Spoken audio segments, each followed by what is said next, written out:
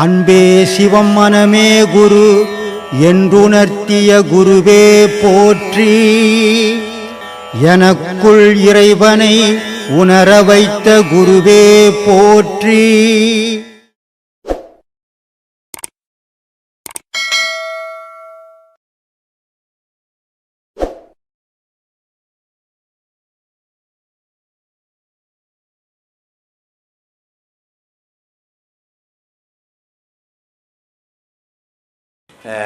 மணல் எடுத்து நோண்டிட்டு அதில் முட்டிட்டு கடலுக்கு போயிடும்.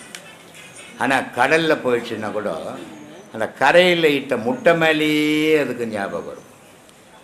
அந்த நினைவாலேயே அது குஞ்சு பொறிச்சிடும். அது குஞ்சு பொறிச்ச உடனே அது முட்டையிலேருந்து அந்த ஆமை குஞ்சுங்க வெளியே வந்துன்னா அது திருப்பி தண்ணி கடலை நோக்கியே பயணம் பண்ணி போயிடும். எல்லாம் போய் தண்ணியில் விழுந்துடும். மீன் இருக்குது, அது முட்டையை பீசிடும் தண்ணியில். முட்டையை தண்ணியில் பீசிட்டு அது கண்ணால் உத்து பார்த்ததுன்னா அது குஞ்சு பொறிஞ்சிடும். அப்போது இந்த நினைவுக்கு எவ்வளோ வலிமை இருக்குது அப்படின்றதுக்கு தான் இதெல்லாம் நமக்கு முன்னோர்கள் சொல்கிறாங்க. குளவி இருக்குது, அதுக்கு குட்டி போடுற தன்மை கிடையாது. அது என்ன பண்ணிட்டோன்னா அது சாகும்போது அது அப்படியே போய் சுற்றி ஏதாவது ஒரு புழுவை தூக்கிக்கும். குளவி கூடு பார்த்தீங்கன்னா ஒரு சைடு தான் வழி இருக்கும், ஒரு சைடு மூடி இருக்கும், மண் கூடு. அப்போது இந்த புழுவை எடுத்துன்னு அந்த கூட்டில் தள்ளிடும். தள்ளிட்டு அந்த புழுவை அது குத்தும். அதனுடைய ஊசி மாதிரி அந்த இதில் குத்திக்கினே சவுண்டு கொடுத்துக்கினே குத்தும் போது அது வலி தாங்க முடியாமல் நெலிஞ்சி இதாகி இந்த சத்தத்தை கேட்டு அது குளவியாக மாறி போயிடும். அப்போ இந்த தாய் குளவி செத்து போயிடும். குளவிக்கு ஏதோ ஒரு இனத்தை தூக்கின்னு குளவியாக்கக்கூடிய தன்மை இருக்குது அந்த ஓசைக்கு. ஆனால் மனிதனுக்குள்ளே இருக்கிற இறைவனுடைய ஓசையை இவன் கேட்டு அந்த இறைவனை அடையிறதுக்கு இவனுக்கு பயம் வருது, பயப்படுறான். இந்த பயத்தால் அந்த இறை பாதையை மறந்துடுறான். மறந்துட்டு சாதாரண மனுஷனாக உள்ளாவான். என்ன பயன் இருக்குது? இவ்வளோ ஜீவராசிங்க இவ்வளோ நினைவாலேயே இதெல்லாம் பண்ணுது. ஆனால் மனுஷனுக்கு எல்லாம் தெரிஞ்சு எல்லா ஆற்றலும் இருந்து இவனால் செய்ய முடியல. இப்படி இருக்குது. அதனால தான் இவ்வளோ படித்து சொல்கிறேன். மனித வாழ்வு தான் கொஞ்ச நேரத்துக்கு முன்னே கூட சொன்னேன். தனக்காக வாழறது மட்டும் வாழ்க்கை இல்லை, பிறருக்காகவும் வாழணும், உலகத்துக்காகவும் வாழணும். அதான் வாழ்க்கை. இப்போது நம்ம பிள்ளைங்க நம்ம பெற்றுட்டோம், அதுங்களுக்கு என்ன தேவையோ அதை நம்ம செய்ய வேண்டியது நம்ம கடமை இல்லையா? அது அப்போது நமக்கு 1000 கஷ்டங்கள். ஆனால் நம்ம என்ன நினைக்கிறோன்னா இது ஏன் எனக்கு மட்டும் இந்த கஷ்டம் அப்படின்னு நம்ம நினைக்கிறோம். ஆனால் இது நமக்கு மட்டும் வந்ததில்லை, உலகத்தில் பல ஆயிரம் பேருக்கு அதை இதை விட கொடூரமான கஷ்டம் இருக்குது. ஆனால் நம்மளால் தாங்க முடியாத போது நம்ம நினைக்கிறோம் எனக்கு மட்டும் கடவுள் ஏன் இப்படி கஷ்டத்தை கொடுத்தான்னு. கடவுள் கஷ்டத்தை யாருக்குமே கொடுக்கறது இல்லைம்மா. கடவுள் யாருக்குமே இன்பத்தையும் கொடுக்கறதில்லை. கஷ்டமும் இன்பமும் நம்ம முன் செய்த வினையினுடைய பயனாக தான் நம்ம இந்த பிறவியில் நம்ம அனுபவிச்சுன்னுக்கிறோமே தவிர நம்ம பழியை கடவுள் மேலே போட்டுன்னுக்கிறோம், இல்லை விதி மேலே போட்டுன்னுக்கிறோம். அதனால தான் சொல்கிறது, இந்த பாடத்தை நல்லா பண்ணுங்க. துக்கம்ன்றது மனுஷனுக்கு இயற்கை. இந்த உலகத்தில் ஏதோ ஒரு மரம், அம்மா செத்து போடுவான், அப்பா செத்து போடுவான், புருஷன் செத்து போடுவான், பொண்டாட்டி செத்து போடுவான், புள்ள செத்து போடுவோம். ஏதோ ஒரு துக்கம் ஒவ்வொரு மனிதனும் தவழுக்குன்னு தான் இருக்கும். துக்கம் இல்லாத மனிதன் உலகத்தில் யாருமே இல்லை. அப்பா அம்மா இல்லைன்னா துக்கம் வராது. முன்னோர்களுக்கு நமக்கும் அப்பா அம்மா வந்துருக்குறாங்க, நமக்கும் அது மரணம் வந்துக்கின்னு தானே இருக்கும் தொடர்ந்து எல்லாருக்கும். அது திக்கில்லாத இடம். நான் அந்த இடத்துல கடைசி நொடியில் அப்பா எனக்கு யாரும் இல்லை, நீங்கள் தான் உயிர் என்ன ஆகும்னு தெரியாதுன்ற நிலையில் அந்த இடத்துல என்னை உதவி செஞ்சு அந்த இது உங்கள் மூலியமாக தான் எனக்கு எல்லாம் நடந்தது. அந்த இடத்துல நல்லது, நல்ல விஷயம், நல்லது நடக்கட்டும். அந்த குழந்தைக்கு நல்லபடியாக ஆப்ரேஷன் ஆகட்டும், நல்லா இருக்கட்டும். ஏன்னா ஹார்ட் ஆப்ரேஷன்ன்றது அவ்வளோ விளையாட்டு இல்லை. வேறு மற்றது இருந்தால் பரவாயில்ல, ஹார்ட் ஆப்ரேஷன்னா அவ்வளோ விளையாட்டு இல்லை. அதனால் நல்லபடியாக நடக்கும். ஒன்றும் பயப்பட வேணாம், நல்லதே நடக்கும், நல்லதே பார்த்துக்கணும். சாமி, இப்போ பசங்க 3 பசங்க இருக்காங்க. இப்போ அந்த பசங்களை ஒவ்வொருத்தருக்கு ஒவ்வொரு தொந்தரவானா, அப்போ நான் செஞ்ச பாவத்தால தான் அந்த பசங்க அதெல்லாம் ஒன்றும் அந்த மாதிரி கற்பனைக்கெல்லாம் சும்மா கண்டவங்க என்ன சொல்கிறாங்கன்னா அதெல்லாம் எடுத்துக்காது. நீ இப்போ குழந்தைங்களுக்கு ஒவ்வொருத்தருக்கு ஒவ்வொரு தொந்தரவு இருக்குது. ஒருத்தனை காது கேட்காது, ஒருத்தங்க இது போல ஏதோ ஒரு தொந்தரவு. இது அதெல்லாம் நான் பாவம் செஞ்சதால அதெல்லாம் இருக்கட்டும். கை கால் நல்லா இருக்கட்டும், நல்லா கஷ்டப்பட்டு வாழட்டும். ஒரு காது கேட்காத போகிறதால ஒன்றையும் சாதிக்க போகிறதில்ல. ஒரு பையன் நம்ம வக்கீல் ஒருத்தங்கிறான், உங்கள் ஊர் பக்கம் திருப்பத்தூர்லேருந்து தான் வருவான். அவன் குழந்தைங்க 2 குழந்தைங்களுக்கு சுத்தமாக 2 ஆம்பளை பசங்க, 3 ஆம்பளை பசங்க, 2 பசங்களுக்கு சுத்தமாக காது கேட்காது. எங்கேயோ எத்தனை போய் பார்க்குறான், என்னென்னமோ டெஸ்ட் பண்ணுறான், ஒன்றுமே முடியல. அப்போ அவன் என்ன 2 பிள்ளைங்களுக்கு, ஒரு பையன் மட்டும் நல்லா இருக்கிறான், 2 பிள்ளைங்களுக்கு காது கேட்கல. இது அந்த குழந்தைங்க செய்த கர்ம வினைமா. ஒரு தாயினுடைய கர்ப்பத்திலேயே குழந்தைக்கு பாவம் சேருது, குழவின்னு பேர் அதுக்கு. அந்த குழந்தைய கர்ப்பத்திலே இருக்கும்போது சிலது குருடாக போயிடும், கால் நொண்டியாக போயிடும், கை நொண்டியாக போயிடும். இதுக்கெல்லாம் காரணம் என்னென்னா தாயினுடைய உணவு பழக்கம். சரியான உணவு கிடைக்காததால் தாய் கர்ப்பமாக இருக்கும்போது சில பெண்களுக்கு சரியான உணவு கிடைக்காததால் கண்ணு குருடாக போயிடும், காது செவிடாக போயிடும், கால் மூடமாக போயிடும். இது மாதிரிலாம் இதனால் இதெல்லாம் பாவம்னு சொல்லிட முடியாது. அதே நேரத்தில் சில பெண்களுக்கு அளவு மீறி தீனி கிடைக்கும், சாப்பிட்டு பால் பண்ணிடுவாங்க குழந்தைங்கள. இது மாதிரி நடக்கும். இது அந்த குழந்தைங்க செய்த பாவமே தவிர நம்ம செய்த பாவங்கள் இல்லை. ஆனால் அந்த குழந்தைங்க வேதனைப்படும் போது பெற்றவங்க மனசு உறுத்தும், அந்த உறுத்தல் இருக்கும். அதை என்ன பண்ணுறது, நடந்து போச்சு, நடக்கக்கூடாது, நடந்து போச்சு, நம்ம தான் அட்ஜஸ்ட் பண்ணி போகணும். இது திரும்பி நீ அதையே இது யோசித்துக்குன்னு இருந்தீங்கன்னாக்கா அதே கவலை ஒன்று மூடிடும். அதை யோசிக்கவே கூடாது. சரி, எது நடக்குதோ, கடவுள் எந்த வழி விட்றானோ விடட்டும், நான் பயணம் பண்ணிக்கினே இருக்கிறேன்னு போய்க்கினே இருக்கும். அதுதான் உனக்கு தைரியத்தை கொடுக்கும், அவங்கள நல்லா வாழ வைக்கும். நீங்கள் ஆன்மீகத்தை பற்றி எல்லா விஷயமும் சொல்லிட்டீங்க. சரி, மனுஷன் வாழ்க்கைக்கு என்ன தேவையோ அதையும் சொல்லிட்டீங்க. அதுதான் முக்கியம். ஆன்மீகம் கூட இல்லைன்னா கூட எப்படியோ ஒன்று வாழ்ந்துடுவான். ஆனால் மனுஷன் வாழ்க்கை இல்லாத வாழவே முடியாது. அதனால் முதல்ல முக்கியம் மனுஷனுக்கு வாழ்க்கை, அதுக்கப்புறம் தான் ஆன்மீகம். சாமி, அதனால் எனக்கு கேள்வி எதுவும் இல்லை. சரி, ரொம்ப சிந்திச்சு பார்க்கும்போது ஒரு கேள்வி மட்டும் வந்தது எனக்கு. சரி, அது என்னன்னா, தியானம் பண்ணும்போது எல்லாம் சொல்லியிருக்கிறீங்க, இந்த கீழே மேட்டு போட்டோ இல்லை எதனா ஒரு துணி போட்டு பண்ண சொல்கிறீங்க, அது எதுக்குன்னு தெரியல. தியானம்ன்றது கடவுள்ன்றது என்னவா இருக்குதுன்னு முதல்ல நம்ம தெரிஞ்சுக்கணும். கடவுள்ன்றது ஒளியும் ஓசையுமா இருக்குது. அப்போது இந்த பாடம் எதுக்காக கொடுக்குறோம் அப்படின்னா, உன் உடம்புல இருக்கிற நீரெல்லாம் வற்றி உன் உடம்பு ஒளியாக மாறணும், அப்போ சூடு ஏறணும். அதுக்கு தானே இந்த பாடம் கொடுக்குறோம். இந்த பாடம் வாங்கி பண்ணுறவங்க என்ன சொல்கிறாங்க, வாய் வெந்து போச்சு, எனக்கு வயிறு வெந்து போச்சு, சாப்பிட முடியல, மாரெலாம் எரியுதுன்னு சொல்கிறாங்க. இது எதுக்கு சொல்கிறாங்க? இவ்வளோ நாள் எப்படியோ சாமி கும்பிட்டாங்க, எல்லோரும் சாமி கும்பிட்டாங்க, அதெல்லாம் சாமி கிடையாது, ஒரு மன திருப்தி கும்பிட்டாங்க. இப்போ கும்பிட்றது அவங்களுக்குள்ளே கும்பிட்றது உண்மையாக கும்பிட்றாங்க. அப்போ இதெல்லாம் வேவுது, நெருப்பில் வேவுது. இந்த யாகம் நட்டுறாங்க தெரியுமா, வெளியே கல்லெல்லாம் அடிக்கிட்டு, எதுக்கு நட்டுறாங்க? அதை பாவங்கள்லாம் அழியன்றாங்க. பாவம் அதில் போய் எப்படி அழியும்? கல்லை பஞ்சு பாவம் அந்த யாகத்தை நமக்குள்ளே ஏற்ற சொல்ல. அது அடையாளம் தான், நிஜம் உனக்குள்ள தான். இப்போ அவன் யாக நட்டுறவன் சொல்லுவான், துட்டு போடு, நகை போடு, உன் சொக்கா போடு. சொக்காவை பாவம் பண்ணிச்சு, உங்கள் உடம்பு பாவம் பண்ணிச்சு, ஒரு கையை வெட்டி போடுன்னு சொன்னான்னா அவனை வெட்டி போட்டுருவீங்க. அதனால எல்லாம் அது அடையாளம். ஏன்னா நெருப்பில் தான் எல்லாத்தையும் அழிக்க முடியும், வேறு எதுலேயுமே அழியாது. அப்போது அந்த நெருப்பை உனக்குள்ளே கொளுத்தணும். அதுதான் அது யாக நெருப்பு, இது யோக நெருப்பு. இந்த நெருப்பை கொளுத்துனீன்னா உன் உடம்பு சூடேறும். நீ ஒரு தரையில் உட்காந்து பண்ணினா நீ ஏற்றின சூட்டை அந்த தரை வலிச்சிடும். அப்போ நீ இருக்கிற மாதிரியே இருப்ப, மாற்றமே இருக்காது உனக்கு. அப்போ கீழே மனை போட்டு துணி போட்டு உன் உடல் சூட்டை பூமிக்கு கொடுக்காம காப்பாற்றிக்கோன்றதுக்கு தான் இதெல்லாம் போட்டு செய்யுங்கன்னு சொல்கிறேன். சரி, 4வது உபதேசம் ஒளியும் பார்த்துட்டேன். பாடத்தை நல்லா பண்ணுங்க. 4வது உபதேசம் வாங்கினன்றீங்க. 4வது உபதேசத்தில் பார்த்த ஜோதியை இது வரைக்கும் இந்த உலகத்தில் நீ பார்த்துருப்பியா? பார்த்தது உண்டா? பார்க்கல சாமி. அப்போது அவ்வளோ பெரிய அதிசயம் உன் உடலுக்குள்ளவே இருக்குது. இதை காட்டக்கூடிய குரு இன்னைக்கு இருக்கிறானா எவனா? எங்கேயும் இல்லை சாமி. அதனால் இதை காட்டுறோம்.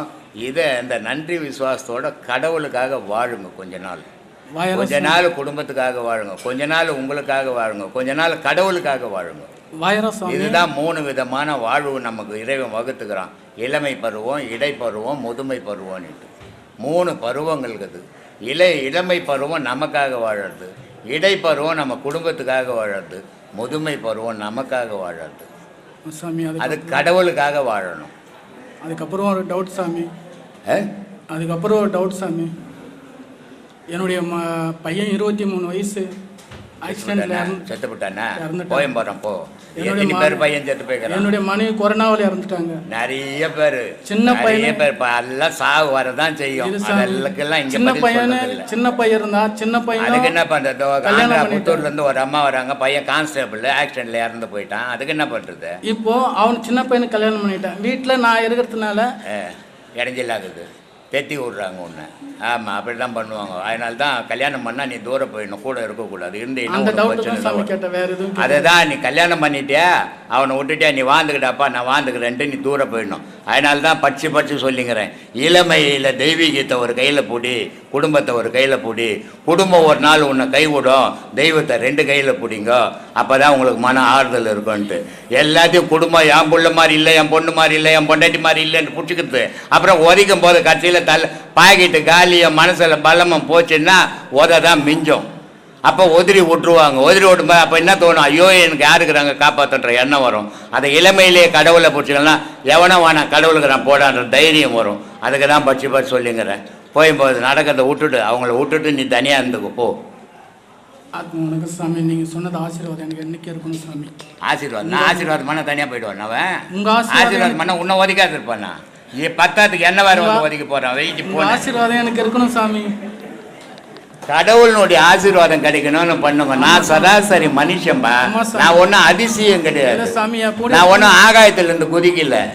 நான் எப்பவுமே ஒரு ஆன்மீகவாதி, அவ்வளோதான். நான் ஒரு ஞானி. நான் ஆசீர்வாதம் பண்ணா நீ ஓஹோன்னு ஆயிடுவேன், இப்படி எல்லாம் புழுவத்தெல்லாம் நான் வச்சுக்கிறது இல்லை.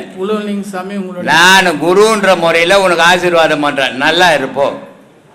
வேலுண்டு வினை இல்லை, மயில் உண்டு பயம் இல்லைன்னு சொல்றாங்க. அவங்க காட்டில் இருக்கிற மயிலால நம்மளுக்கு என்ன பிரயோஜனம்? அந்த இரும்பு கோயிலில் இருக்கிற இரும்பால என்ன பிரயோஜனம்? அவர் எந்த வேலையும் எந்த மயிலையும் குறிப்பிடுறாங்க மகான்கள். ஐயா கேட்குறாரு, வேல் உண்டு வினை இல்லை, மயில் உண்டு பயம் இல்லை. இதுக்கு என்ன சாமி அர்த்தம்? முருகன் கையில் வேல் கொடுத்துருக்காங்க. அது ஒரு இரும்போ இல்லை ஏதோ ஒரு பொருளாக இருக்கும், இல்லை ஐம்பொன்னா கூட இருக்கும், ஆனால் ஏதோ ஒரு மெட்டல்.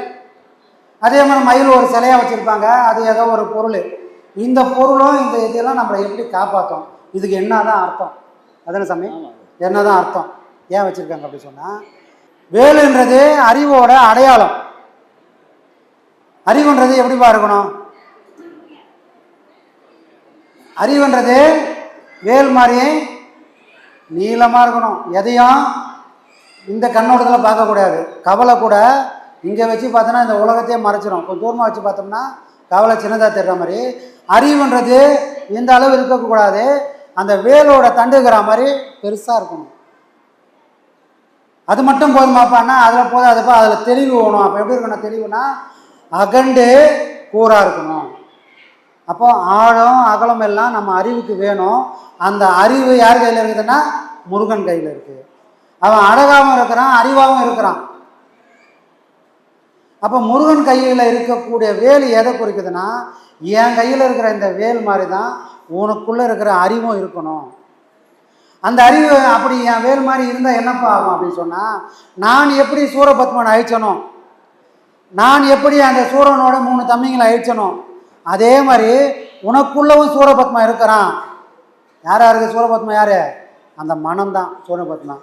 அவனுக்கு 3 தம்பிமார்கள் யார்? சித்தம், புத்தி, அகங்காரம்.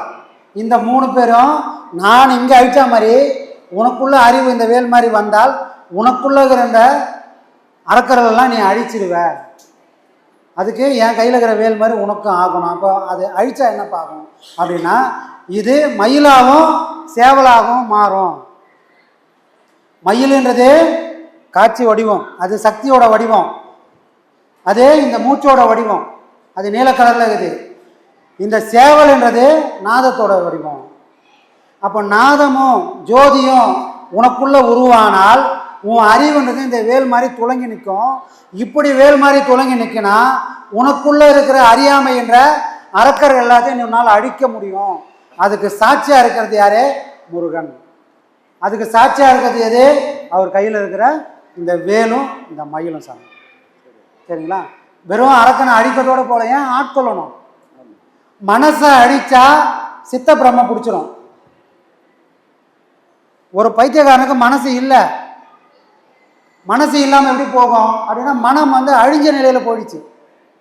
மனசை அழிக்கக்கூடாது, ஆட்கொள்ளணும்.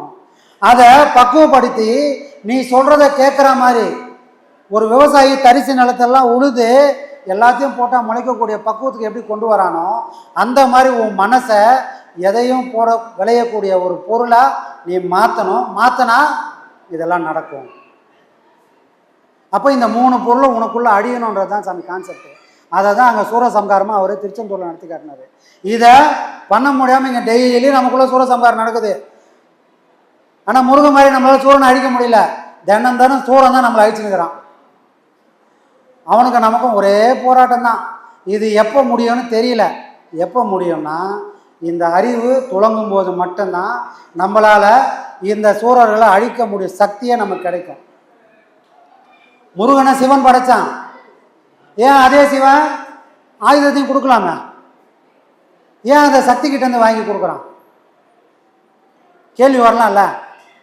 படைச்சவனுக்கு தெரியாது அதெல்லாம் கொடுக்குறது. ஏண்டா இந்த வேலை எடுத்துப்போ, நீ போய் எல்லாரையும் குத்து, எல்லாரும் செத்து போடான்னு சொல்லாமல் ஏன் அதை சக்தி கையிலேருந்து வாங்கிக்கிறான்னா, ஆன்மான்றது சிவன் மாதிரி. அந்த சிவனை உள்ளுக்குள்ளே நிற்க வச்சு இந்த மனம்ன்ற சக்தியை கொண்டு தான் உள்ளே இருக்கிற பொருளை அழிக்க முடியும். மனசோட துணை இல்லாமல், இந்த உயிரோட துணை இல்லாமல் எதையுமே அழிக்கவே முடியாது. அப்போ நமக்குள்ள இருக்கிற ஆன்மா தான் சிவம், நம்மளோட உயிர் தான் முருகன். இந்த மனம்தான் எல்லாத்தையும் அழித்தால் மட்டும்தான் நீயும் முருகனாக அந்த சக்தி உனக்கு கிடைக்கணும். அந்த சக்தியோட வடிவம் தான் சாமி அந்த வேலு. சரிங்களா? இதை மகான்கள் சிம்பாலிக்காக சொல்லி வச்சுக்கிறாங்க. ஒன்னொன்னும் இந்த ஞானத்தோட வடிவம் தான் சாமி.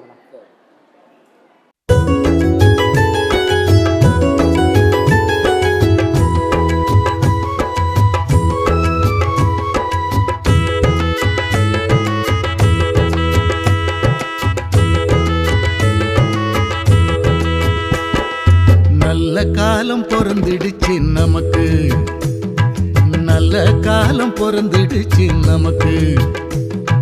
பிரம்மஸ்ரீயாம் நித்யானந்த பெருமானின் ஆசியாலே, பிரம்மஸ்ரீயாம் நித்யானந்த பெருமானின் ஆசியாலே நல்ல காலம் பொறந்துடுச்சு நமக்கு, நல்ல காலம் பொறந்துடுச்சு நமக்கு.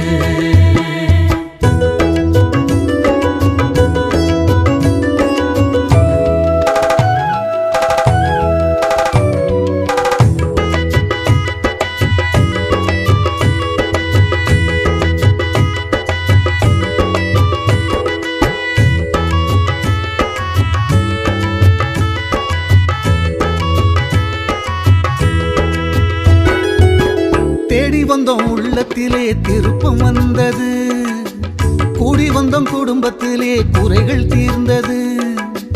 தேடி வந்தோம் உள்ளத்திலே திருப்பம் வந்தது, கூடி வந்தோம் குடும்பத்திலே குறைகள் தீர்ந்தது. நாடி வந்தோம் சாமியினை நன்மைகளும் வந்தது, நாடி வந்தோம் சாமியினை நன்மைகளும் வந்தது. கோடி காலம் தவம் இருந்த பலனும் கிடைத்தது, கோடி காலம் தவம் இருந்த பலனும் கிடைத்தது. பூமி எங்கும் சுத்துதுங்க சாமியோட பேச்சு, போலி வாக்கம் பற்றி தங்க உலகம் முழுக்க பேச்சு. வாங்க வாங்க பக்தர்களே போலி வாக்கம் வாங்க, வாங்க வாங்க சாமியிடம் ஆசி வாங்க வாங்க. நல்ல காலம் பொறந்துடுச்சு நமக்கு, நல்ல காலம் பொறந்துடுச்சு நமக்கு.